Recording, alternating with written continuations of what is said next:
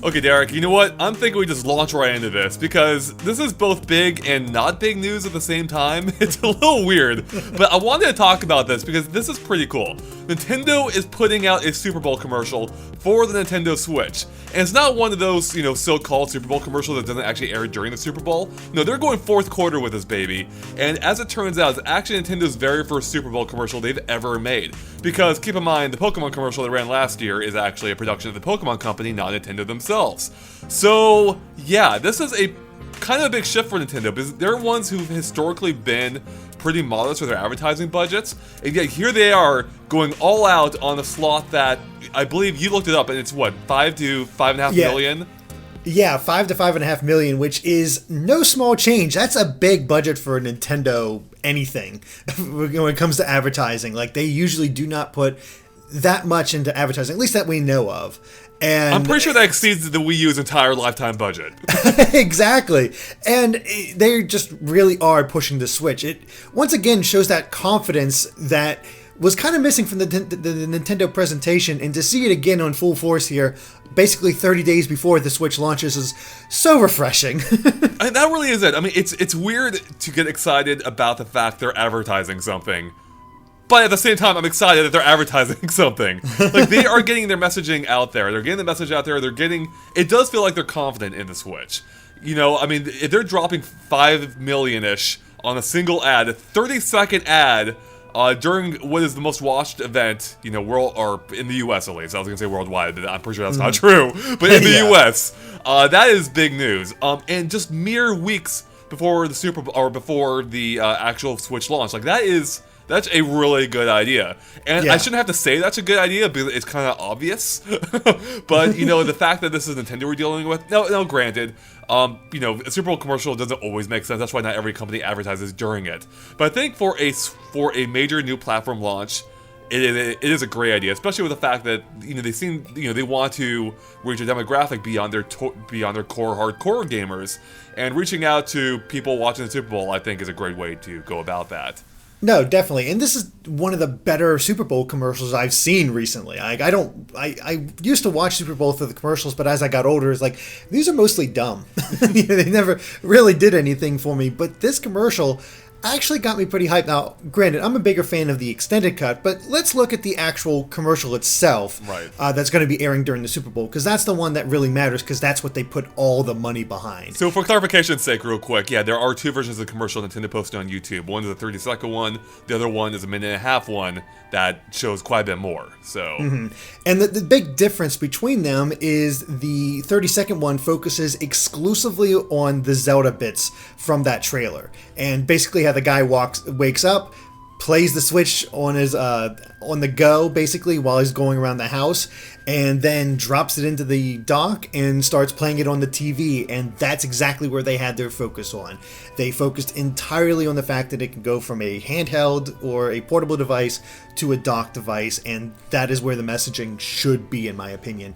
And that is a really good idea. And then also a really good idea is to focus on their big launch title, which of course is Breath of the Wild. So they're hitting a lot of beats here, and that's why, like I said, I like the extended cut, but a lot of the footage they've shown are from games that are not coming out at the launch. So it makes sense to focus on Zelda. It's kind of funny. I watched the extended cut first. I had just woken up. I barely even knew what I was watching at this point. And then I watched the actual Super Bowl commercial after, the 30-second one, and I'm like, wow, that went by really fast. Like, it seems really short by comparison. In thinking about it more, I think the messaging is stronger in the proper 30-second one, because it's not just focusing around one game, which I think is a good idea, but it's also focusing around one person and how it fits into their life. And also, this guy is kind of a jerk, because he is totally it's like he's he basically ripped off a script I started writing yesterday for some things I'm excited about for the Switch, and him in the kitchen is actually using a scenario ripped right out of my script. I'm like, you jerk. Totally spoiling my upcoming video. That was very familiar, because I'll set up my laptop and like put on a video while I'm cooking or something. I was like, now I could do that with the Switch, So, I mean, that's why I like the Super Bowl commercial, because it is really driving home the point of the system, is that it's not just that you can play it, on your TV or on the go. It's that you can play it anywhere. Like, you can play the same games anywhere you are. And that's what's really appealing about the Switch. You can play a console Zelda wherever you want. And it's interesting in that they actually kind of reversed the messaging a little. Well, I mean, they didn't reverse it, but the way they showcased it was a little bit different than from the initial reveal. We go from TV to portable. Now we see it going from portable to TV. So it's a little bit interesting that they decided to showcase it in that way. But I guess they wanted to drive home the point. You can start your day with Zelda. You know, you can start off your day with a wholesome breakfast and Zelda. That's how you get started. Yeah, I don't recommend his idea though of holding the Switch with one hand over his eggs. I'm assuming is what he's cooking. I'm like, that seems like a bad idea. Yeah, that's a good point. You don't want to drop it into that skillet there. But no, I really like this, and I'm like you. I woke up and I first saw the extended cut because Nintendo tweeted out I was catching up on all the news, see if there's anything I needed to update right away when I woke up, and I saw that trailer and I watched this and I'm like, holy crap, when has Nintendo been cool? Like, I tweeted this out. I was like, I'm a full-fledged dork. I'll admit that. I am not cool in the slightest, but is it just me? Is this commercial kind of cool? I mean, I actually even like the music choice. Evidently, some people have issues with it. I like it. And the music choice is actually called Believer, apparently. It's, I think, an unreleased song from a band they're working with currently. Yeah, Imagine Dragons. And I love, I mean, the name of the song kind of like speaks to their confidence in this, right? Believer. Totally. They believe in this. What did you think of the Zelda footage they showed, just in general? I mean, like 3 seconds of it. That was yeah, exactly. We got a boss again. We got to see an updated thing where they got a boss's name above it, and we got I think 1 second of brand new footage where it's Link defending Zelda, and like it's cool. It's more stuff. Like they really did choose some of the more epic scenes, and I like that ending shot they end with to show like, here's the epic stuff, here's the ending bit where we say the name of the title, and here's how big this game is. Like I feel like they really did get the messaging of Zelda across very effectively, despite not showing too much of the footage. Like it really was a nice split between the Switch and Zelda. Yeah, it absolutely was. The only thing I wish they had brought in the scene of Link riding on the horse through the water from the extended trailer into this version. I love that shot. That was a beautiful shot. So that's the one thing I wish they had incorporated here. Not a big deal. But in my little perfect world, they would have brought that in here too. In the extended trailer, they showcased a much wider variety of software, including Mario Kart, 1-2 Switch, Just Dance, and I think a few other games in there as well. Arms. Yeah. Oh yeah, actually Arms. Yeah, that game's fun. I wonder if it wasn't, or I wonder if it was indeed a good idea not to focus on the motion control aspect for the Super Bowl ad itself. Not that it's a bad thing at all, but I do wonder if it just avoided any of that mixed messaging of this being like, hey, it's a Wii 2 or something, right? Yeah, I think that was probably for the best. Like, for the 30-second ad, you could just focus on the fact that it's portable and that's it. For the extended cut, where you get to see much more of how it'll function, the different ways you'll be able to use it and stuff, good idea. I think it was messaging. And is it just me, or did it feel like they were really pushing Arms in this trailer? Did. Yeah, it seemed like it. I mean, which is great. I mean, even if it may not be the next Splatoon, which, hey, maybe it will be, it does look like it. I mean, I thought it was fun. And it could possibly be another big new franchise for Nintendo. So I love that they're giving it that attention. Now, granted, it didn't appear actually in the Super Bowl ad itself. That'll air all over the country, but it's still pretty cool seeing it in their in their extended reveal. So I mean, also though, what else do they have to show? That's a good point. But we got to see interesting. No Mario Odyssey footage. They just kept to basically the latest reveal game that they showed was Splatoon 2. Right. And another thing I gotta say is I really like the editing on this. Yeah. Like the transitions that they did and how they synced it up to the song. Like I'm a sucker for matching up a song to what's going on the screen. Like that drop off as the Inkling did a dodge roll into an splat. I love that. Yeah, That's so good. That was pretty cool. But it was good. I saw a lot of people say it's like, oh, it's all college shoes. I'm like, no, there's a kid playing with his father who seemed a bit older. Then they focused on an entire birthday party of kids playing Mario Kart. So, in the extended version, right? In the extended version, yes. So they really did seem to get all age groups in this, and again, it just looked fun. Like it was weird. It got me pumped up for the Switch. I mean, that's it. It kind of made me realize, you know what? I am really excited for this system. I mean, the commercial does a great job communicating the aspect of the system. I should mention too, I believe this is the first commercial period for the Switch, like that's airing on TV. And if you compare this to the Wii U's initial commercial, oh my god, it's such dramatic difference. I don't know if you remember the Wii U one. No, I watched it today. Okay, good. Yeah, everyone's inside those cubes. It just didn't communicate the idea or the energy. Well, there was no energy. There was, but so it did a good job communicating that aspect. No, it is amazing going to watch that trailer, that initial, commercial for the Wii U, and just how lifeless it feels in comparison. Like, the games didn't feel exciting. It was, again, like, it reminded me like how weak the Wii U launch was with New Super Mario Brothers Wii U, the Lego City Undercover, and I believe, I don't know what song it was, but that one bit where they're holding the Wii U for a karaoke board to sing, and I'm like, I don't even remember if the game like that came out. Like this, and then of course Nintendo Land. I'm like, it's just like, this is so dull. You know what's really funny too is looking back on the ad in hindsight and how the slogan is "How you will play next." Nope. Nope. Oh, poor Wii U. Good old times. All right, I think we've covered the Super Bowl as best as we can. So there was one other thing I want to bring up, just because it came up today, and I think it is worth talking about. And that's the fact that we got just a little more detail about how voice chat is going to work. Maybe not on the Switch in general, but at least for Splatoon. And I think it does kind of hint at how it will work in general on the Switch. So apparently the Japanese Twitter account for Splatoon tweeted out some information today, which was then translated by the guys at Source Gaming, which is great.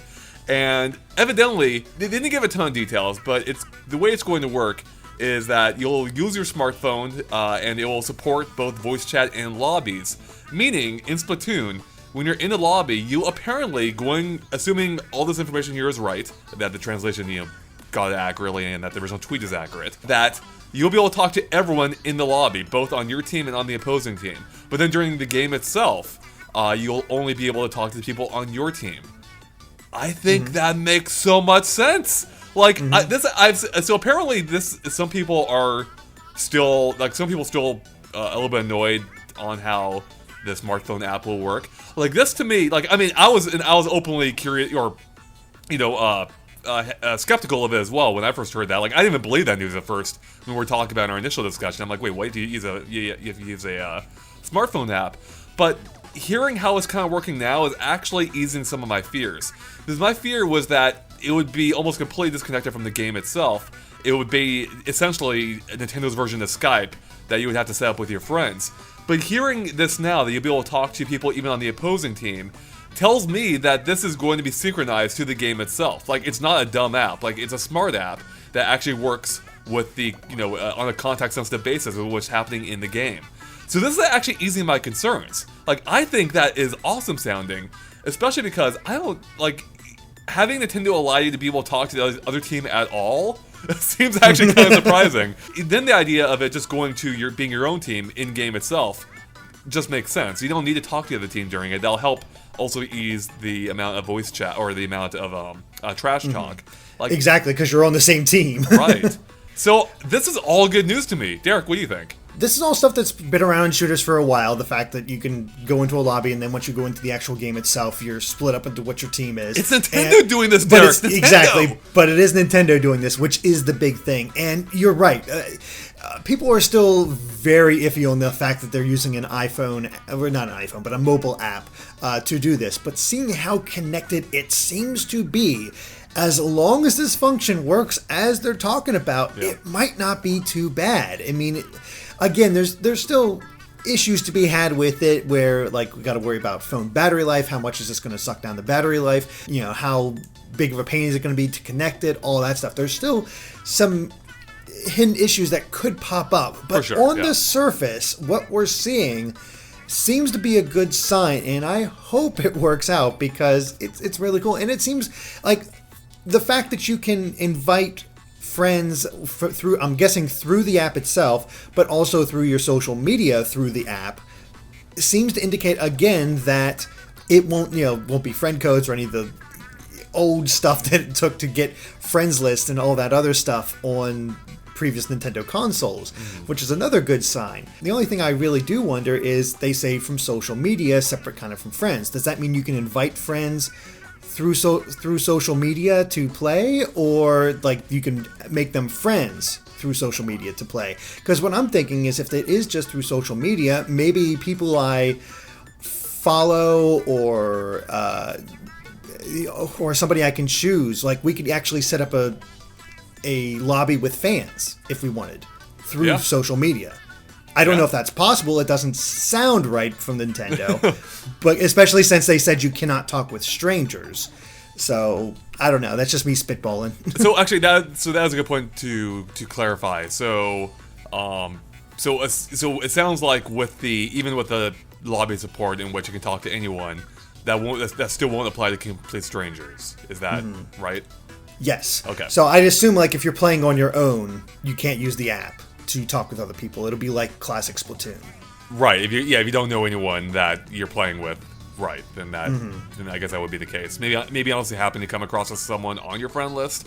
There are still some questions here, as you mentioned. So this could still completely suck. Who knows?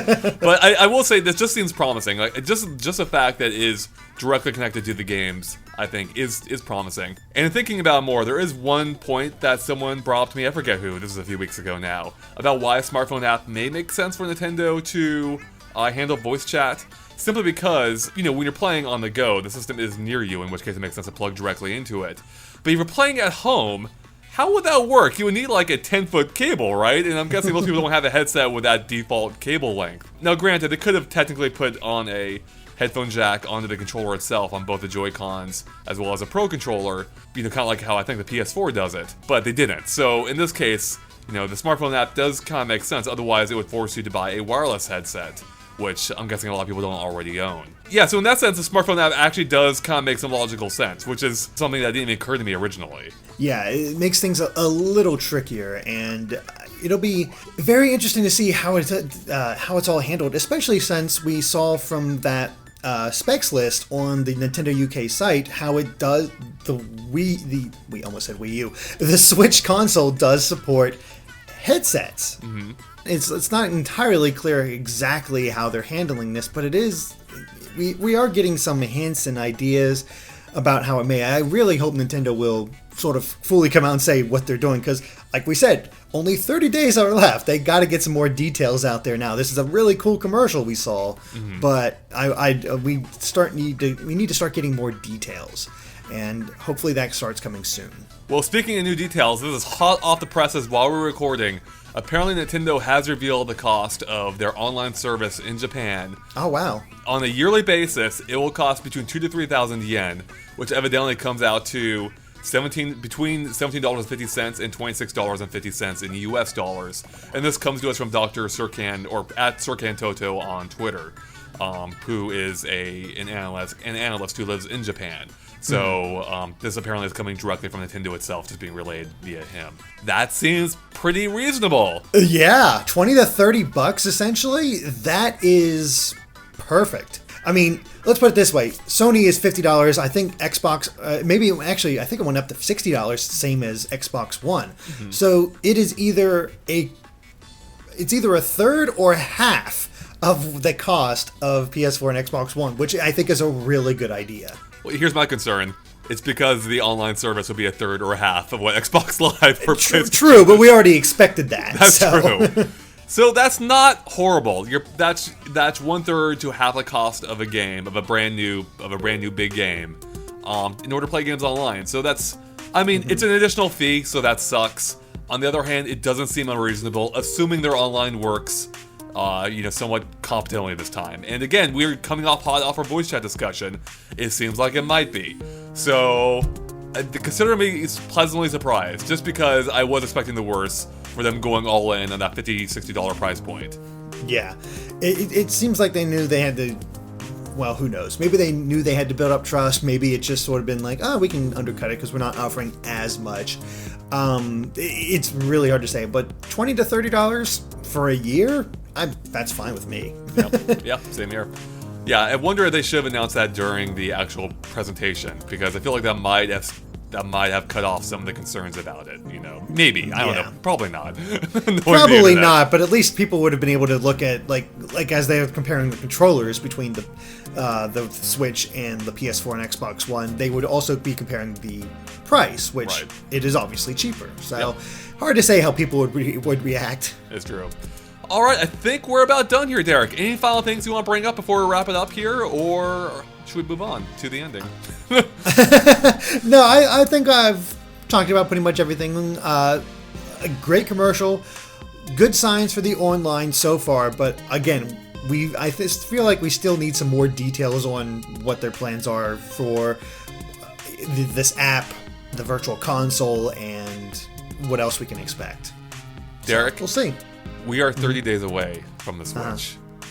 We are. Yep, That is crazy. that's crazy. I'm so glad I got my pre-order in so I can actually play it. Maybe. Super soon. Yeah, I'm actually legitimately excited for it. I'm definitely more excited for the Switch than it ever was for the Wii U. So Yeah. this is all lining up for me. Helps when Nintendo actually advertises it right. Yeah, exactly. All right, guys, I think that about wraps up for us here. So thanks for watching. If you liked our discussion, make sure to like and follow us on Facebook and Twitter at GameXplain. You can find links to them in the description below, which is a good way to keep up to date on everything we post. And of course, stay tuned to GameXplain for lots more on the Nintendo Switch and everything else Nintendo as well. Catch you later. Bye.